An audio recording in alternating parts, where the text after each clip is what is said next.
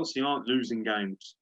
They just keep winning games consistently, and we're not really talking about it much because we're all wanking ourselves silly over Tottenham Hotspur, who, congratulations, beat West Brom 1-0. That's for those fucking Jazz fans.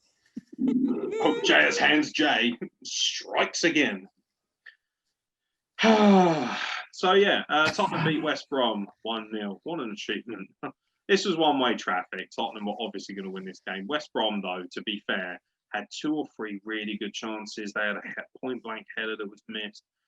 There were moments where the problem with West Brom, right, isn't that they're utterly horrible. It's just that they never take the opportunities they're given. They get maybe 1 or 2 lucky chances. For instance, we saw that against Chelsea.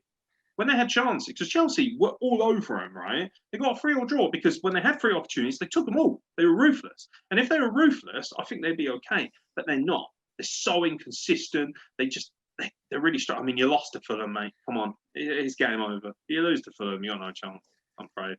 It is what it is. West Brom breaks my heart because I love West Brom. I really do. I've got a really soft spot. I've been to West Brom a lot. Even with Steve, actually. We went there with the Arsenal. And their fans are wonderful. Really, some of the nicest fans in the league come from West Brom. Really friendly, really nice people. A little bit like Fulham in a lot of ways. Just nice, happy-going, neutral football club. Nice fans. Nobody hates. But who hates Fulham? Who wakes up and goes, God, I hate Fulham?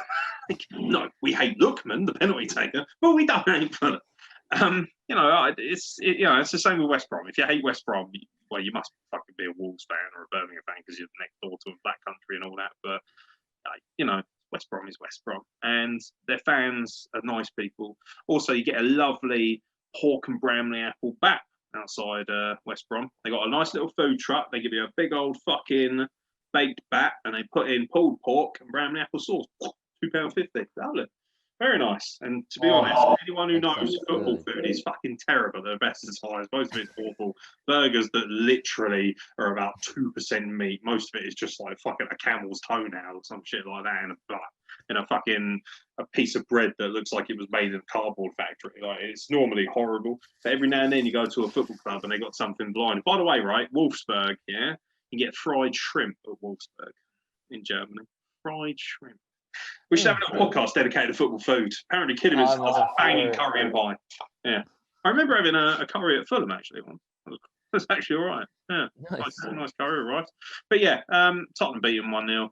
Again, what can you say? Harry Kane scores a beautiful poacher's goal. Is he probably one of the best strikers in Europe right now? Definitely. Do you think he's the best striker in Europe? No. Who you got? Swear to God, if you say Timo Werner, I will fly over there and punch you in the nuts. I would literally drop kick you right in your left testy. Your left testy will mold into your right testy. I like Timo Werner. He's not the best striker in Europe right now. Robert Lewandowski. Thank you. Yeah, I saw someone tweet this and it really upset a lot of people. There was some dickhead, right, on Twitter. I don't know if you saw this. He thought that Georgia, the country, was Georgia the state.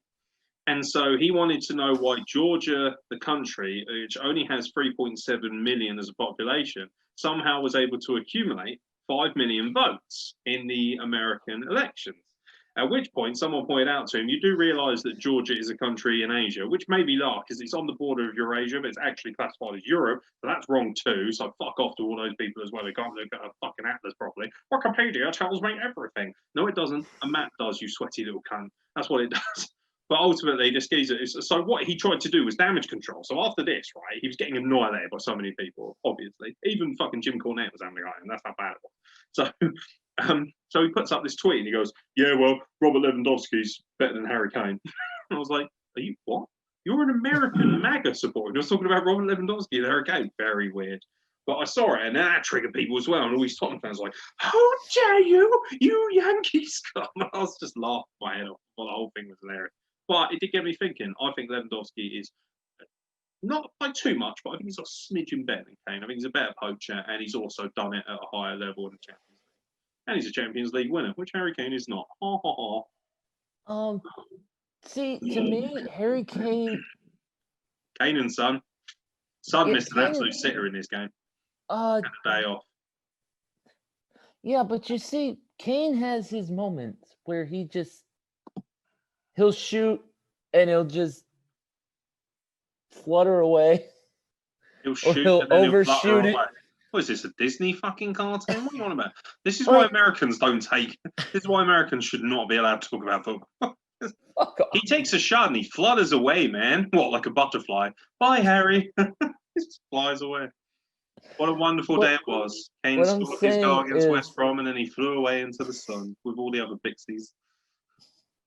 Such an innocent mind, Mr. Miller. Okay. I think Lewandowski's number 1. I don't even think Harry Kane is number 2. Who's number 2 then? Zlatan. Oh, fuck off. He is a number 2. Like, he's amazing, don't get me wrong. But by the way, AC Milan, we didn't even talk about the fact they got bummed by Lille last week. So, in the Europa League, yeah, let's keep that one quiet. Why don't we? Where was the great Zlatan? He's definitely top 2 or 3 when it comes to being a leery little prick, I'll tell you that much. I mean, Christ almighty.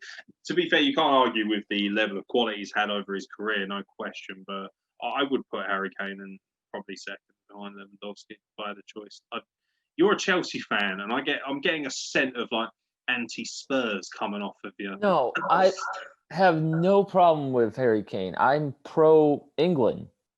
You're pro England. Yeah, the English as opposed national, to anti-England. as in like the England national team. Oh God, are you one of those people? Who would you support in the World Cup, America or England? Yeah, choose England. one. England. Do you know what? Last World Cup, I supported Egypt. You support who? Egypt. I'm half Egyptian. Oh, well, yeah, that makes sense. And we officially were the worst team in the entire World Cup. We even lost to Saudi Arabia. Lost all 3 games. We were 1-0 up. Mo Salah played, and we still got bummed away. He was injured. He should have ever played. I believe it was after the Champions League final where Sergio Ramos cropped him. Oh yeah, that one. Oh, he was Where fucked. he's a So fucking basically, it proper was fucking jackass. exactly. So it was Mohammed El Mohammadi or whatever his fucking name is playing. He was basically our best player, the guy geezer who plays for Hull. Yeah. Well, now he's playing as well. Yeah. Watch out, mate. Egypt could be a force in a few years' time. Especially Did you hear? When money comes to fruition. Oh fuck! Did you hear what Jose Mourinho said in his post-game press conference? I did not. No. He said Spurs would be champions in any other European country. Is that not an admittance that you're not going to win the league?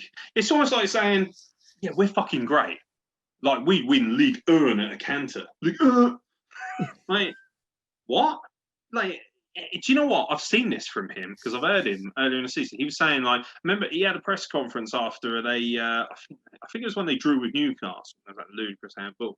And he said, oh, you know, it's different. When I was at Chelsea, when I was at Porto, when I was at Inter and all these other teams and blah, blah, blah, you know, he's like, oh, you know, Tottenham is different, you know. Oh, Tottenham isn't quite the same as them. And it's like he's making excuses for them not winning. I've noticed that. He's setting himself up. Because then if they win, he can start slinging his fucking spitting image fucking dick around. You know? I am the special one. Special one. I am the special one, slapping Kane and Son across the cheeks with his big old dick. He's setting himself up. So, because then if they don't win, he can be like, well, you know, it's like, fuck off, mate. Don't try and make excuses just because you're, you know, basically couldn't do as well as, if not better than Pochettino. Because right now, you're kind of on the same sort of level. Mm-hmm. You've got to do better. You've been brought in to take them to the next level. And you haven't done that yet. And it sounds like he's making excuses. But they beat West Brom. Congratulations. West Brom are going down and all. I still stand by it.